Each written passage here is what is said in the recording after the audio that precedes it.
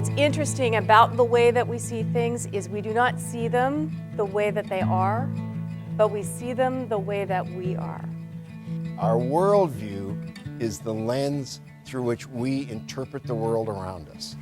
I'm Kathy Jourdain. I live in Bedford, Nova Scotia. I have a small independent consulting company called Shape Shift Strategies. My name is Jerry Nagel. I live in Northwest Minnesota.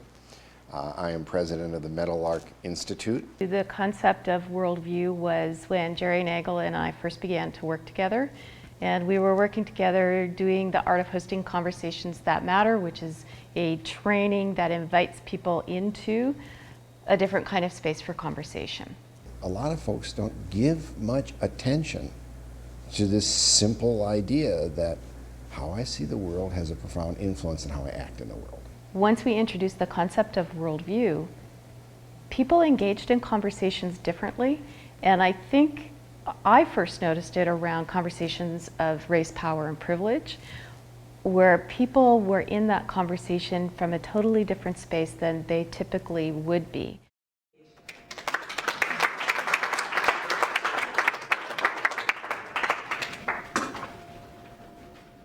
Why is that person responding the way that they are?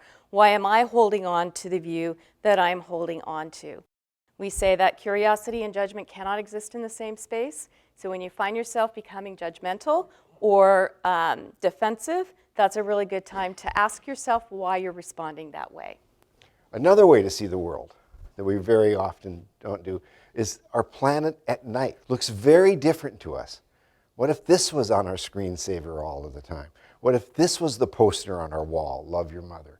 Or what if this was the poster that said, holy smokes, there's a lot of energy consumption going on out there right now on our planet. We'd be seeing it differently. We might be thinking about interacting with it differently. So our worldview influences the actions that we take, and it also influences the practices and the methods that we might choose. A little bit of a bridge there. The same way that our worldview influences our actions could reinforce our worldview. How do you know what knowledge to trust and what's not? What's true and what's false?